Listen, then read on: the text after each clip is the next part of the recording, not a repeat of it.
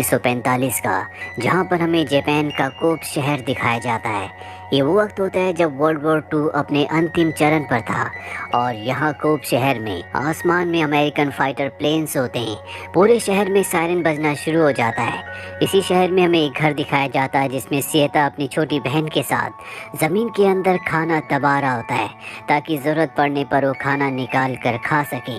इनके पिता जंग में गए हैं। ये अपनी मॉम के साथ इस घर में रहते हैं। सीता की मॉम कहती है कि तुम अपनी बहन को लेकर शेल्टर में जाओ, और जब वो शेल्टर की तरफ जा रहा होता है तभी अमेरिकन फाइटर प्लेन्स पूरे शहर में बॉम्ब बरसाना शुरू कर देते हैं। सीता अपनी बहन को लेकर बीच पर आ जाता है क्योंकि उसे पता है कि यही जगह सुरक्षित है, और देखते देखते अमेरिकन फाइटर प्लेन्स पूरे शहर को राख में बदल देते हैं। सीता की बहन सीता से पूछते कि मॉम कहाँ पर है। वो कहता है कि मॉम शेल्टर में होंगी। उन्होंने कहा था कि जब बॉम्बिंग खत्म हो जाएगी तो वो हमें ऊपर 2 पेड़ों के पास मिलेंगी, हमें वहीं चलना चाहिए। सीता की सिस्टर उसे कहती है कि मेरी एक चप्पल खो गई है। सीता कहता है मैं जल्दी तुम्हें और भी अच्छी चप्पल दिलवा दूंगा, और इसके बाद ये दोनों के दोनों ऊपर की तरफ जाने लगते हैं। यहाँ पर अब बारिश भी शुरू हो जाती है, जो कि काली बारिश है क्योंकि पूरा शहर धुएं में डूबा हुआ है। ये दोनों के दोनों भाई बहन किसी तरह से ऊपर जाते हैं, और जब ये ऊपर से पूरे शहर का नज़ारा देखते हैं तो पूरा शहर राख में बदल गया होता है। सीता की बहन सीता से पूछती है क्या हमारा घर जल गया। वो कहता है कि इसका बदला हमारे पिता ज़रूर लेंगे, और इसके बाद ये उस जगह आ जाते हैं जहाँ पर कुछ लोग बचे हुए होते हैं। तभी एक आर्मी ऑफिसर साइकिल में आता और कहता है कि जो भी घायल हैं वो स्कूल में पहुँच जाए, वहाँ पर उनका इलाज होगा। सीता अपनी बहन से कहता है कि मॉम ज़रूर वहाँ पर होंगी, और अपनी बहन को लेकर वो स्कूल की तरफ निकल पड़ता है। यहाँ पहुँचकर वो देखता है कि बहुत सारे लोग जो घायल हैं लाइन में लगे हुए हैं। तभी उनकी नेबर उनके पास आती है और सीता से कहती है कि तुम्हारी मॉम घायल है। सीता अपनी बहन को अपनी नेबर के पास छोड़कर अंदर जाता है जहाँ पर उसे एक आर्मी ऑफिसर मिलता है जो सीता को पहचान लेता है। वो उसे उसकी मॉम की रिंग दिखाता है और इसके बाद अंदर ले जाता है जहाँ पर सीता की मॉम होती है जो बहुत बुरी तरह से जख्मी होती है। उसके पूरे शरीर में पट्टियाँ होती है। सीता अपनी मॉम की ऐसी हालत देखकर बहुत परेशान हो जाता है। उसकी मॉम इस वक्त बेहोश होती है, इसीलिए सीता वापस बाहर आ जाता है जहाँ पर उसकी बहन उसकी नेबर के साथ होती है। उसकी नेबर सीता को कुछ बिस्किट देती है और वहाँ से चली जाती है। सीता अपनी मॉम की रिंग अपनी बहन के बैग में रखता है और उसे बताता है कि मॉम की तबीयत बहुत ज़्यादा ख़राब है लेकिन जल्दी वो ठीक हो जाएगी। हम आज रात यहीं बिताएंगे और कल अपनी आंट के घर की तरफ निकल पड़ेंगे जो निसिनोमिया में रहती है। सीता की बहन अपनी मॉम से मिलना चाहती है लेकिन सीता नहीं चाहता कि वो मॉम को उस हालत में देखे, इसीलिए उसका मन बहलाने के लिए, उसे खुश करने के लिए वो वहाँ पर अलग अलग करतब करता है। अगली सुबह सीता की मॉम की मृत्यु हो जाती है जिससे सीता पूरी तरह से टूट जाता है। उसकी मॉम का यहाँ पर अंतिम संस्कार कर दिया जाता है, पर ये बात वो अपनी बहन को नहीं बताता क्योंकि वो नहीं चाहता था कि उसकी बहन को उसकी मॉम की मृत्यु के बारे में कुछ भी पता चले। इसके बाद वो अपनी बहन को लेकर निसिनोमिया अपनी आंट के घर आ जाता है। वो अपनी आंट को कहता है कि मॉम की तबीयत बहुत ज़्यादा ख़राब है। वो उन्हें सच नहीं बता पाता क्योंकि उस वक्त उसकी बहन भी वहाँ पर होती है। जब वो अपनी बहन के कमरे में जाता है तो वो अपनी मॉम की रिंग को देख रही होती है क्योंकि उसे अपनी मॉम की बहुत याद आ रही होती है। सीता उसे कहता है कि जब मॉम ठीक हो जाएंगी तो मैं खुद तुम्हें उनके पास ले जाऊंगा। अब अगली सुबह सीता अपने घर जाता है जो कि बॉम्बिंग की वजह से पूरी तरह से तबाह हो चुका है। वो ज़मीन में गड्ढा खोदता है जहाँ पर उसने खाना दबाया था और वहाँ से खाने की चीज़ें बाहर निकाल देता है। उसमें एक डिब्बा चॉकलेट का भी होता है जो उसकी बहन को बहुत पसंद है। सीता खाने का सारा सामान लेकर अपनी आंट के घर वापस आ जाता है जहाँ उसकी आंट खाने का सामान देखकर बहुत खुश हो जाती है। वो पूछती है क्या तुम अपनी मॉम से हॉस्पिटल मिलने गए थे। यहाँ पर सीता उन्हें सच बता देता है कि मॉम इस दुनिया में नहीं रहे, लेकिन मैं नहीं चाहता कि बात मेरी बहन को पता चले, इसीलिए मैंने आपसे झूठ बोला। उनकी 2 दिन पहले मृत्यु हो चुकी है। ये सुनकर उसकी आंट को बहुत दुख होता है। सीता बस अपनी बहन का ध्यान रखना चाहता है, उसे खुश देखना चाहता है, इसीलिए रात को वो उसे नदी के किनारे ले जाता है जहाँ पर बहुत सारे जुगनू होते हैं। वहाँ वो अपनी बहन से कहता है कि आँख बंद करके अपना मुँह खोलो, और जब वो अपना मुँह खोलती है तो वो उसके मुँह के अंदर चॉकलेट डाल देता है जो खाने के बाद उसकी बहन बहुत खुश खुश होती है। ये देखकर श्वेता को भी बहुत खुशी होती है और अब वो अपनी बहन को लेकर वापस अपनी आंट के घर आ जाता है, जहाँ पर उसकी आंट श्वेता से पूछती है तुम स्कूल कब से जाओगे। वो बताता है कि हमारा स्कूल बॉम्बिंग की वजह से पूरी तरह से ध्वस्त हो चुका है, इसीलिए अब हम स्कूल नहीं जा सकते।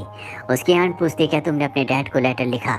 वो कहता है कि मैंने कुछ दिन पहले लेटर लिखा था, लेकिन उसका कोई भी जवाब नहीं आया। ये सारी बातें सुनकर उसकी आंट इरिटेट हो जाती है, क्योंकि वो नहीं चाहती कि श्वेता और उसकी बहन यहाँ पर रहे, इसीलिए वो उनसे अच्छे से बात नहीं करती। रात को जब ये सब खाना खा रहे होते हैं तो श्वेता की आंट श्वेता से कहती है कि जल्दी हमारा राशन खत्म हो जाएगा, हम इतने सारे लोगों के लिए राशन का इंतजाम नहीं कर सकते। दरअसल ये बात वो श्वेता और उसकी बहन को सुना रही होती है, क्योंकि वो चाहती है कि वो यहाँ से चले जाएं। और तभी सायरन बजना शुरू हो जाता है, जिसका मतलब ये है कि अमेरिकन फाइटर प्लेन्स यहाँ भी आ चुके हैं, इसीलिए सब के सब शेल्टर के अंदर चले जाते हैं, जो जगह श्वेता को बिल्कुल पसंद नहीं है क्योंकि वहाँ पर बहुत गर्मी होती है। अगली सुबह अपनी बहन का दिल बहलाने के लिए वो उसे बीच पर ले जाता है, जहाँ पर ये दोनों के दोनों बहुत खेलते हैं और श्वेता को यहाँ पर अपने पुराने दिन याद आ जाते हैं, जब वो अपने पूरे परिवार के साथ इसी बीच में आता था और वो बहुत एंजॉय करते थे, बहुत अच्छा अच्छा खाना खाते थे। लेकिन अब पूरे के पूरे जापान में खाने की बहुत कमी है। इसका शिकार श्वेता और उसकी बहन भी हैं और एक बार फिर से सायरन बजना शुरू हो जाता है, जिससे सब के सब वहीं पर बैठ जाते हैं। श्वेता की बहन कहती है कि मुझे भूख लगी है। इसके बाद श्वेता अपनी बहन को आंट के घर वापस ले आता है, जहाँ श्वेता की बहन सो जाती है। श्वेता की आंट कहती है कि तुम्हें अपनी मॉम के कीमती कपड़ों को बेचना होगा, इसके बदले हमें 15 किलो राशन मिल जाएगा। श्वेता कहता है इतने महंगे कपड़ों का मात्र 15 किलो राशन। उसकी आंट कहती है कि राशन खत्म हो चुका है, हमारे पास इसके अलावा कोई भी रास्ता नहीं है। श्वेता की बहन उठ जाती है और वो देखती है कि उसकी आंट उसकी मॉम के कपड़े बेचने के लिए ले जा रही है। वो उन्हें बहुत मना करती है, रोकती है, क्योंकि वो नहीं चाहती कि उसकी मॉम के कपड़े कोई बेचे। पर उसकी आंट उसकी मॉम के कपड़े बेचकर उसके बदले राइस ले आती है, जिसमें से कुछ राइस वो श्वेता को भी दे देती है। श्वेता की बहन अब भी उदास होती है, क्योंकि उसकी मॉम के कपड़े उसकी आंट ने बेच दिए। अगली सुबह जब ये खाना खा रहे होते हैं तो श्वेता की आंट श्वेता और उसकी बहन को खाने के लिए राइस बॉल्स नहीं देती, जबकि उसने अपनी बेटी और अपने पति के लिए राइस बॉल्स बनाए होते हैं, जो श्वेता और उसकी बहन को बहुत पसंद है। श्वेता अपनी बहन से कहता है कि लंच में तुम्हें राइस बॉल्स मिलेंगे। ये सुनकर श्वेता की आंट कहती है कि ऐसा कुछ नहीं होगा, तुम्हारे हिस्से के राइस मैंने तुम्हें दे दिए हैं, जबकि उसकी आंट ने उन्हें बहुत कम राइस दिए होते हैं। श्वेता की बहन कहती है कि जो राइस आप लेकर आए हो वो हमारी मॉम के कपड़े बेचने से आपको मिले हैं, इस पर पहला हक हमारा है। ये सुनकर उनकी आंट बहुत गुस्सा हो जाती है और कहती है कि आज के बाद हम अलग अलग खाना बनाएंगे। ये सुनकर श्वेता और उसकी बहन को बहुत बुरा लगता है। ये दोनों अनाथ बच्चे हैं, इनका अब इस दुनिया में कोई भी नहीं, क्योंकि इनके पिता आर्मी में है, जिनके बारे में ये नहीं जानते कि वो जिंदा हैं कि भी नहीं। अगले दिन श्वेता बैंक जाता है, जहाँ पर उसकी मॉम के 7000 येन हैं, जिसमें से वो कुछ पैसे निकाल कर मार्केट से बर्तन लेकर घर वापस आता है और रात को अपने और अपनी बहन के लिए खाना बनाता है। इसके बाद वो अपनी बहन को लेकर मार्केट जाता है, क्योंकि इनके राइस खत्म हो चुके हैं। वहाँ से कुछ और राइस लेता है और जब ये वापस आ रहे होते हैं तो श्वेता की बहन रोने लग जाती है। वो उसे चॉकलेट का डब्बा देता है, जिसमें अब कुछ ही चॉकलेट्स बची हुई हैं, जो देखकर श्वेता को बहुत दुख होता है, क्योंकि वो अपनी बहन को दुखी नहीं देख सकता और ना ही अब उसके पास इतने पैसे हैं कि वो अपनी बहन के लिए चॉकलेट खरीद सके। रात को जब श्वेता सो रहा होता है तो उसकी बहन जोर जोर से रोना शुरू कर देती है। तभी उसकी आंट वहाँ पर आती है और गुस्से से श्वेता को कहती है कि अपनी बहन को चुप कराओ। श्वेता रात को अपनी बहन को लेकर चुप कराने के लिए बाहर ले जाता है और तभी सायरन बजना शुरू हो जाता है। श्वेता अपनी बहन को लेकर शेल्टर में चला जाता है, जिसके बाद बमबारी होती है।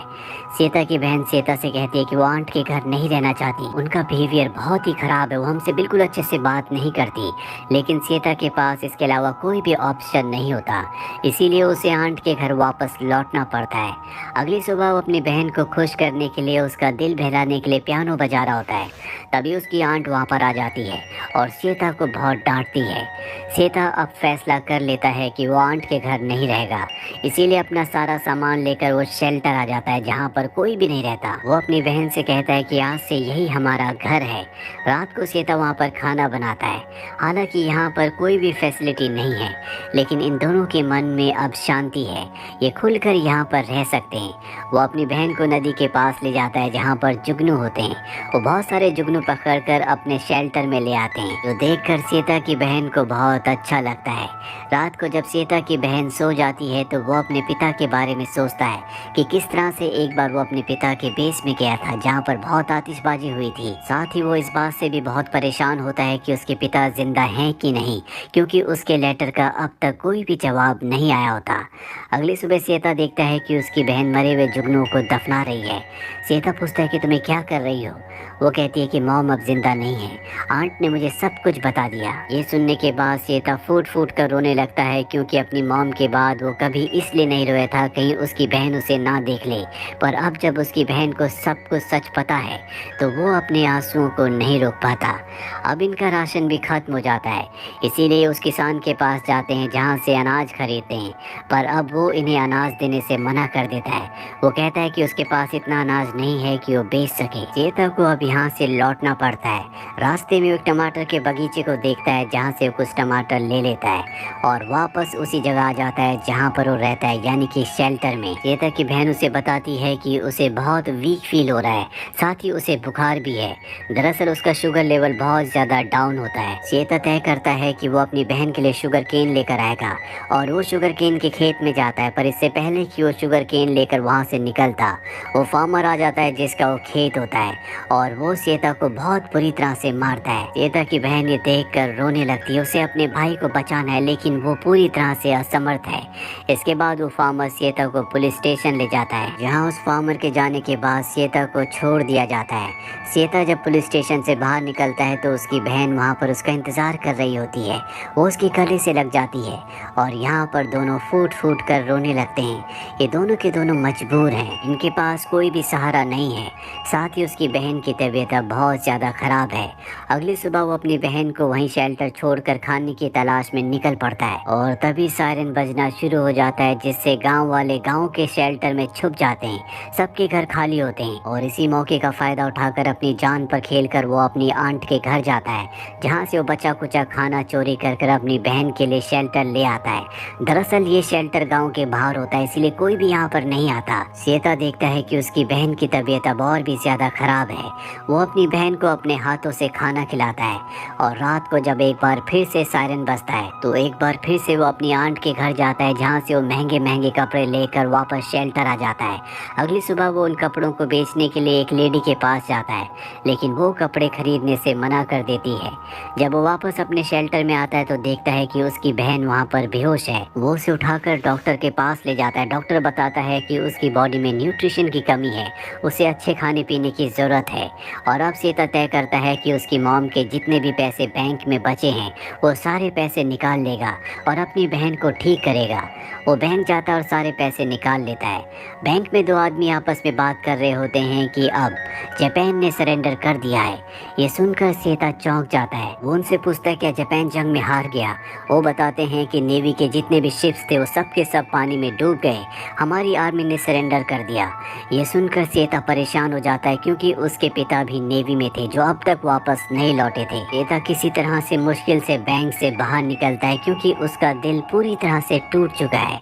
वो समझ चुका है कि उसके पिता जंग में शहीद हो गए, अब वो नहीं बचे, यानी कि सीता की मॉम डैड दोनों इस दुनिया में नहीं रहे। वो अपनी बहन के पास शेल्टर में वापस आता है, जो अब पहले से बहुत ज़्यादा कमज़ोर हो चुकी है। वो उसे वाटरमेलन खिलाता है और इसका भी कोई फ़ायदा नहीं होता। रात होते होते उसकी भी मृत्यु हो जाती है। सीता ने अपने पूरे परिवार को खो दिया है। वो इससे बहुत ज़्यादा दुखी होता है। सुबह होने के बाद वो मार्केट से लकड़ी के बॉक्स को लाता है ताकि अपनी बहन का अंतिम संस्कार कर सके। यहाँ पूरा जापान खुश है, क्योंकि जंग खत्म हो चुकी है। आसमान में कोई भी फाइटर प्लेन नहीं होता, कहीं कोई किसी तरह का सायरन नहीं बज रहा। और इस शहर में एक बच्चा ऐसा है जो पूरी तरह से गम के गहरे साए में डूब चुका है, और वो सीता है।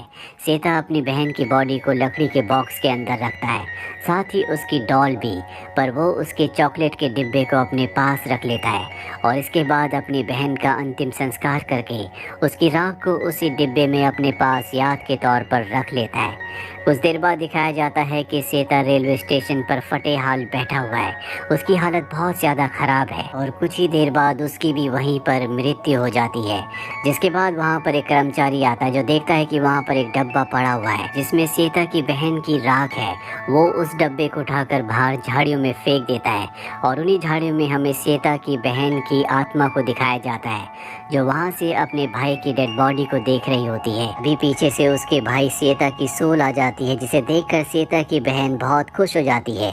सेता अपनी बहन को उसी चॉकलेट के डिब्बे को देता है जिसमें उसने उसकी राख को रखा था, पर अब ये वो राख वाला डब्बा नहीं है बल्कि वो चॉकलेट वाला डब्बा है जिसकी चॉकलेट सेता की बहन को बहुत पसंद है। सेता की बहन सेता की सोल से मिलकर बहुत खुश है।